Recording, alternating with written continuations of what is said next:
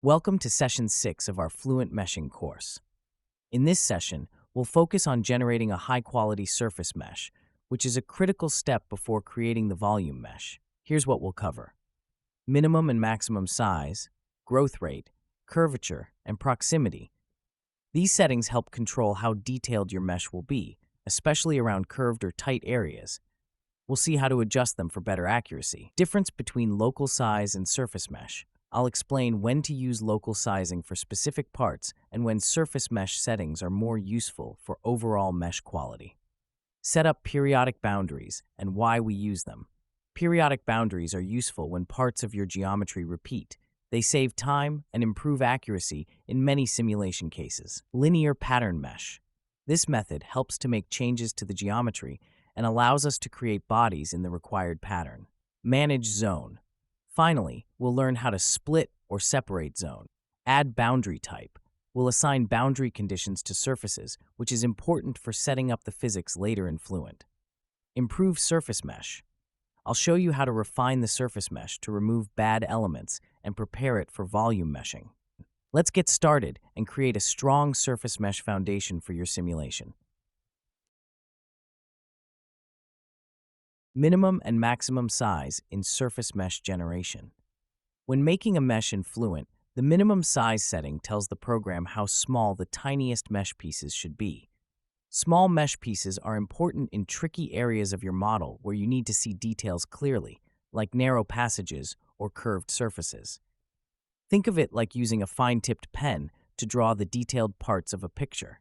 Using smaller mesh pieces in important areas helps get more accurate results. But using too many small pieces everywhere would make your computer work too hard.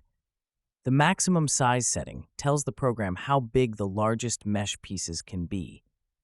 Bigger mesh pieces are used in open, simple areas where not much is happening in the flow. This is like using a thick marker for the simple parts of your drawing.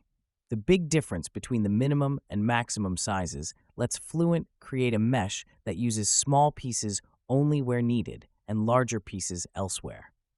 This smart approach saves computer power while still giving good results, like finishing your homework faster without making mistakes. In Fluent Meshing, we first created a mesh with a maximum cell size of 0.3 meters. This means the software made each of the cells in the mesh about 0.3 meters big. Because of this setting, the cells ended up being quite large. Next, we created another mesh, but this time we set the maximum cell size to 0.05 meters. As a result, the software created smaller cells that fit the geometry much better. Since the cells were smaller in the second mesh, the total number of cells, or elements, increased. This finer mesh can help capture more details of the geometry and can lead to more accurate simulation results. When generating a mesh in Fluent Meshing, the growth rate is an important setting. It determines how quickly the size of the cells increases as you move away from a surface or boundary. A lower growth rate means that the cells expand slowly, leading to a smoother transition from small to large cells. This can help capture detailed features of the geometry and improve accuracy.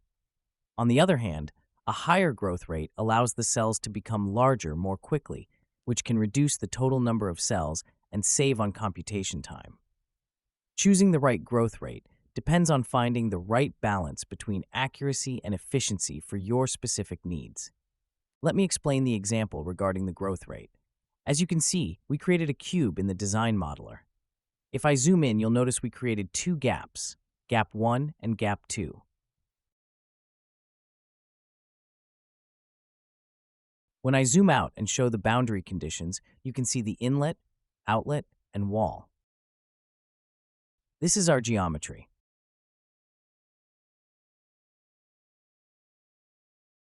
Moving on to Fluent Meshing, you can observe the key geometry.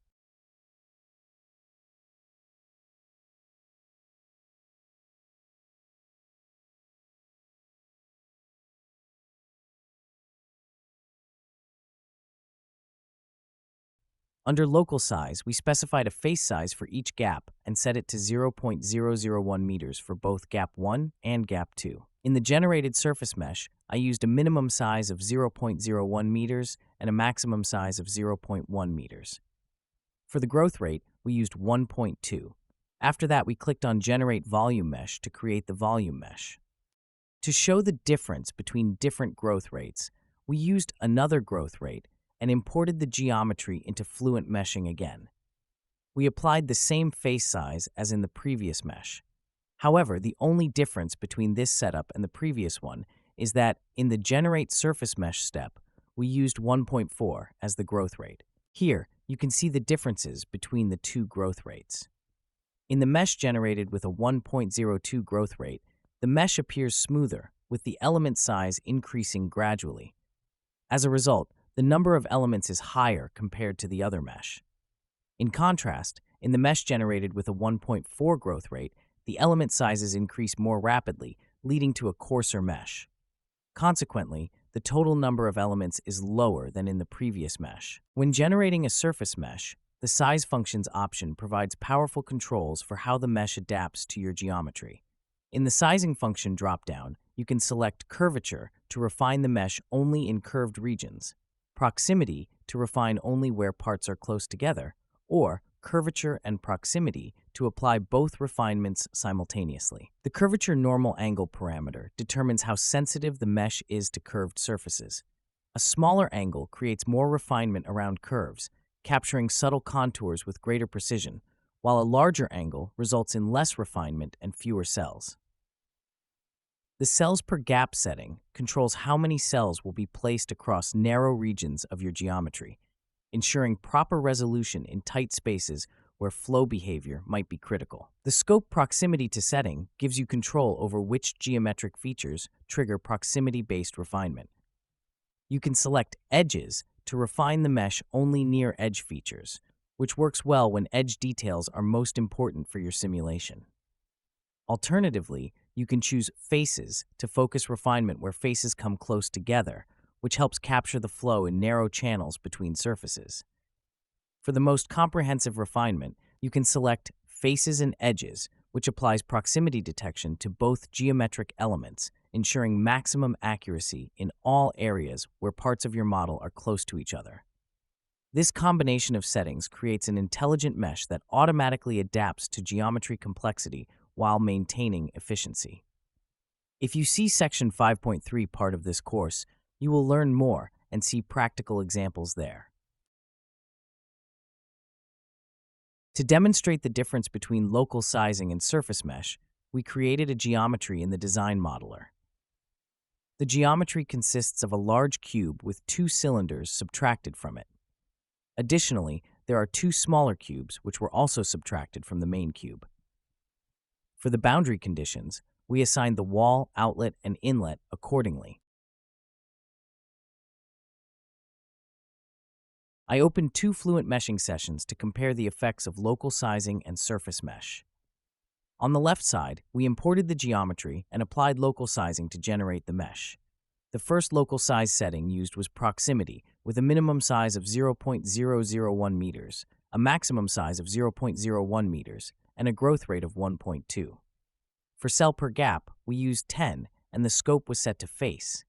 On the right side, we also imported the same geometry but used surface mesh instead.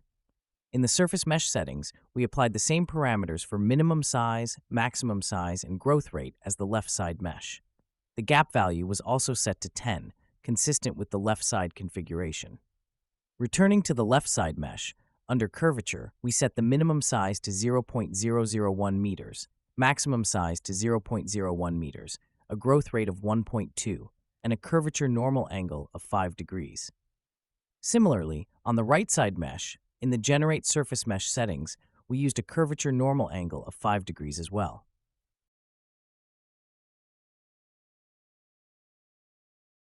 When zooming in on the left side mesh, you can see that the software creates a finer mesh around the circular and small cube features.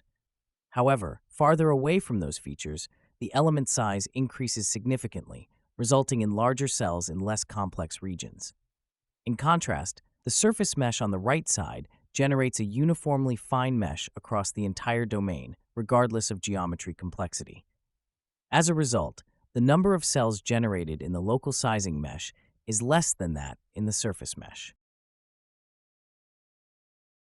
To demonstrate how to set up periodic boundary conditions in Fluent Meshing, I created a geometry representing a blade, similar to one used in a turbine or compressor. The blade is positioned away from the origin, which is located at z equals 0, x equals 0, and y equals 0.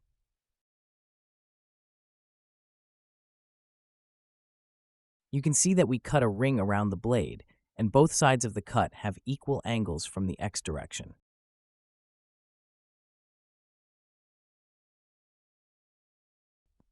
When setting up the boundary conditions, we define the following: inlet,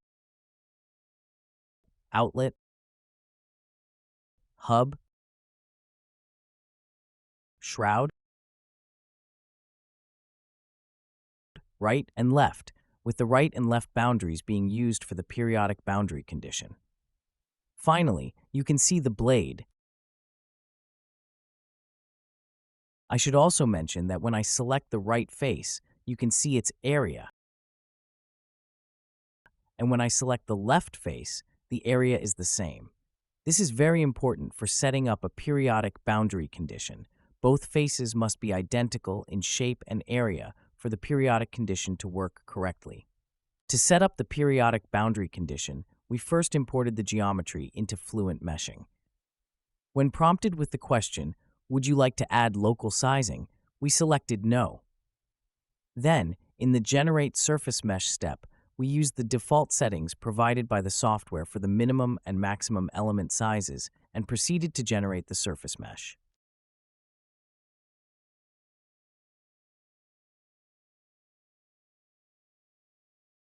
After the software generated the surface mesh, we navigated to the Describe Geometry section, right-clicked on it, and selected Insert New Task, then chose Set Up Periodic Boundaries. There are two types of periodic boundary conditions: rotational and translational. Since our geometry involves rotation, e.g. a blade in a turbine or compressor, we selected rotational. In the method options, we have automatic and manual. Here, we chose the automatic method. We then selected the two boundary faces we previously defined as periodic, right and left, and clicked on Set Up Periodic Boundaries to apply the condition.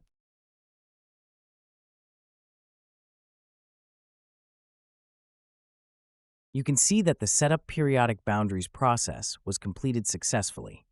Now, I want to explain how to use the manual method. To do this, I clicked on Edit. I changed the method from automatic to manual. In the periodic angle degrees field, we enter the angle between the two periodic faces. For example, if there are 10 blades in one stage, we divide 360 degrees by 10, which gives 36 degrees, so we set the periodic angle to 36. Next, under Rotation Axis Origin, we select the origin point, which, as I showed earlier in Design Modeler, is at 0, 0, 0.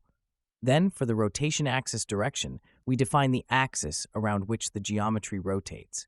In this case, the geometry rotates around the z-axis, so we set the direction accordingly. After that, we select the periodic boundaries, which are the right and left faces. You can switch the selection mode from label to zone. In zone mode, you only need to select one side, and the software will automatically identify and pair it with the corresponding face. Once everything is set, we click Update to apply the periodic condition.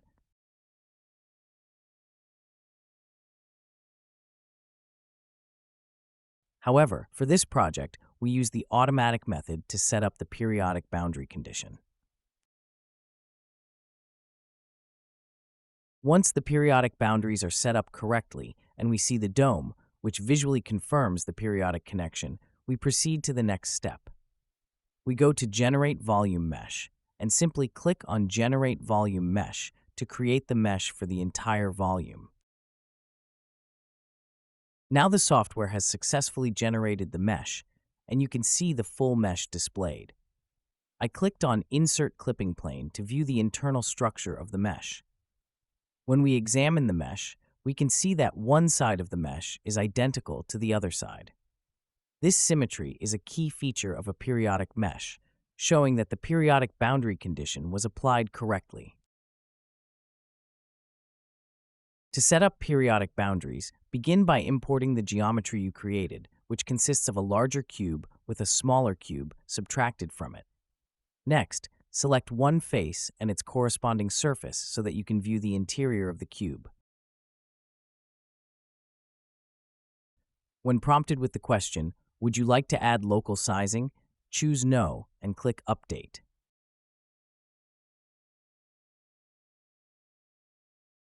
After that, proceed to the surface mesh generation step. Go to the Generate Surface Mesh option, accept the software's suggested parameters, for example, the minimum and maximum element sizes, and then click Generate to create the surface mesh. Once the software generates the surface mesh, we begin setting up the periodic boundaries.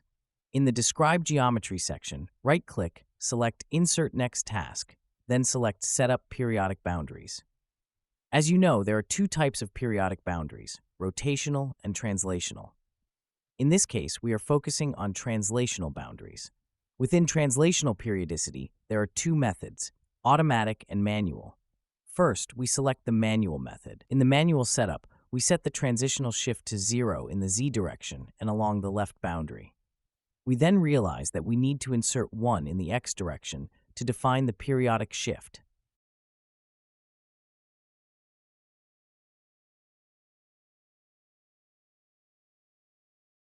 After this step, we return to Describe Geometry, making sure the selected geometry consists only of a fluid region with no voids. We then go back to Set Up Periodic Boundaries and click on Set Up Periodic Boundaries.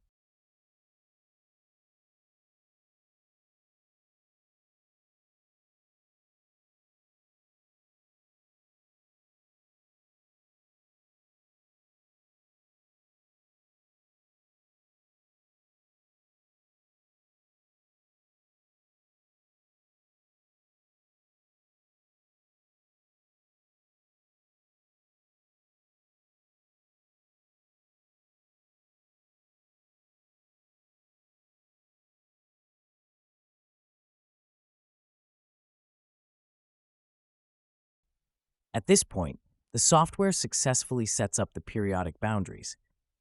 Now we want to explore the automatic method, so we click on Revent and Edit. Now, we move on to changing the method from manual to automatic. In this step, we select the left boundary condition and the right boundary condition, which the user should choose carefully to ensure a proper periodic boundary setup. Once the appropriate boundaries are selected, we click on Update.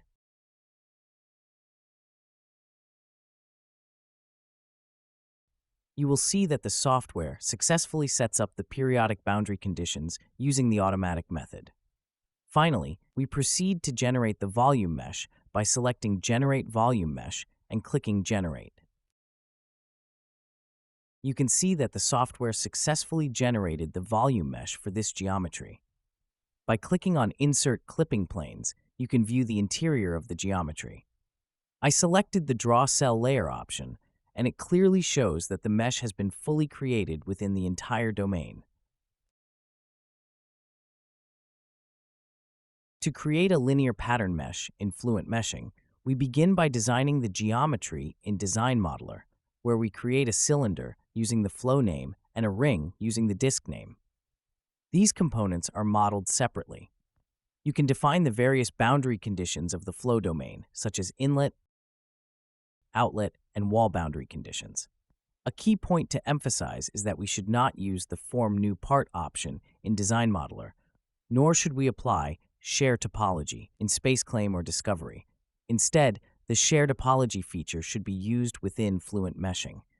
This approach ensures that the mesh is properly connected and aligned in a linear pattern, avoiding errors and non-conformal regions. We begin by importing the geometry created in Design Modeler into Fluent Meshing. In this process, we do not apply any local sizing. Then, we proceed to the Generate Surface Mesh step. Initially, we use the default mesh settings suggested by the software and simply click Generate Surface Mesh to create the mesh on the geometry's surfaces. Once the software generates the surface mesh, we begin creating the linear mesh pattern. To do this, right-click on Generate Surface Mesh, go to Insert, Add Linear Mesh Pattern.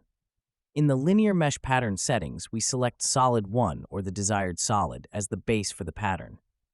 For the axial direction, we choose the Z direction as we want to replicate the disk geometry along this axis. We set the patch ring offset the distance between the disks to 0.2 and define the total number of units as 4, meaning we want to create 4 disks in the pattern. After setting the parameters, we click Add Linear Mesh Pattern. The software successfully generates the linear mesh pattern, and we can see that 4 instances, copies of the disk, have been created. Next, we go to the Describe Geometry section. Here, we indicate that the geometry consists of both fluid and solid regions, as well as voids. It's important to ensure that all parts are properly defined. When asked, "Do you want to share topology?" we select Yes, and click Describe Geometry to proceed. As mentioned earlier, we do not use the Form New Part option in Design Modeler. Instead, we perform the Share Topology step within Fluent Meshing by selecting Apply Share Topology. After clicking this, the software successfully applies shared topology across the domains. Finally, we move on to mesh generation.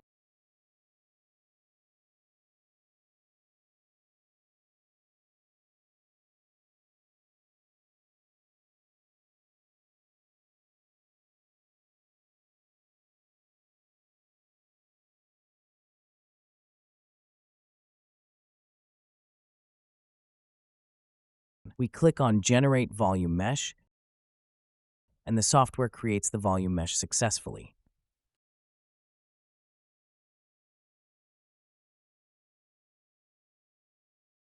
To teach about the managed zone in Fluent Meshing, we created a cube in Design Modeler. The boundary conditions of the cube are defined as inlet, outlet,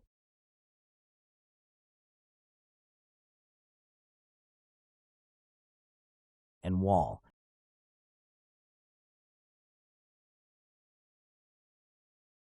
And we name the body of the cube Flow. In Fluent Meshing, we start by importing the geometry. We do not apply any local sizing for the mesh.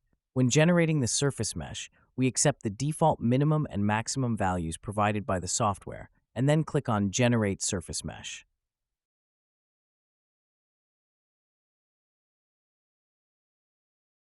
Once the surface mesh is generated, we right-click on it and select Manage from the Insert menu. In the Managed Zone section, we can split the body or boundary conditions. I changed the label option to Zone under Select By. This allows us to work with boundary concepts. For example, if I want to split the wall, I select the wall from the list. I can choose to split it normal to a direction, such as the X or Y axis.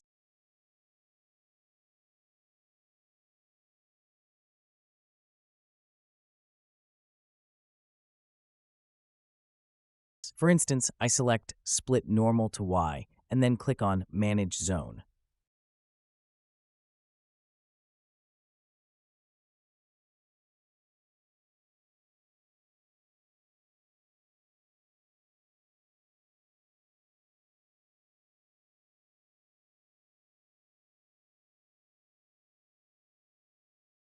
As a result, the software successfully splits the boundary condition.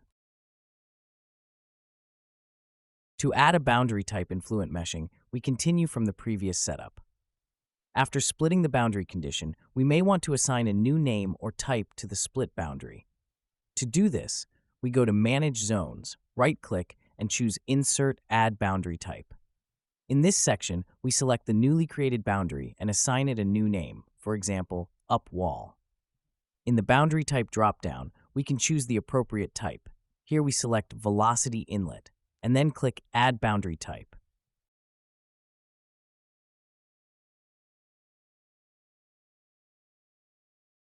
Next, in Describe Geometry, we specify that the geometry consists only of fluid and has no voids, and then click on Describe Geometry.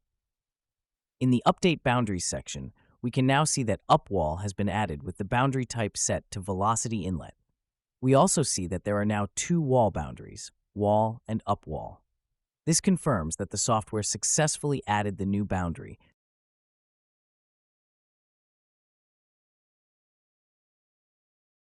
To demonstrate how to use the Improve Surface Mesh feature in Fluent Meshing, we created the geometry in Design Modeler using an airfoil shape. The airfoil has a sharp edge at the trailing end. After importing the geometry into Fluent Meshing, we did not apply any local sizing and proceeded to generate the surface mesh. However, during surface mesh generation, we noticed a warning icon, a star symbol, near the check triangle option, indicating that the surface mesh was not properly generated. In the console, a warning message appeared, and upon scrolling up, we found that the maximum skewness was 0.84, which is higher than the acceptable limit, typically below 0.8. To improve the mesh quality, we right-clicked on the Surface Mesh task and selected Improve Surface Mesh from the next task options. In the improvement settings, we set the face quality limit to 0.7 and then clicked Improve Surface Mesh. The software began the mesh improvement process.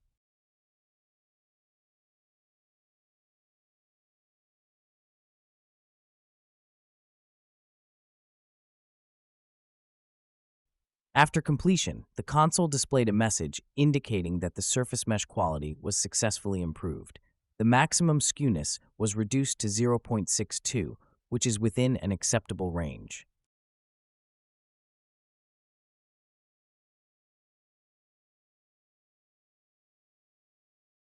I hope this video is helpful for you. To benefit from Mr. CFD services, including simulation, consultation, and training, visit our website, www.mester-cfd.com.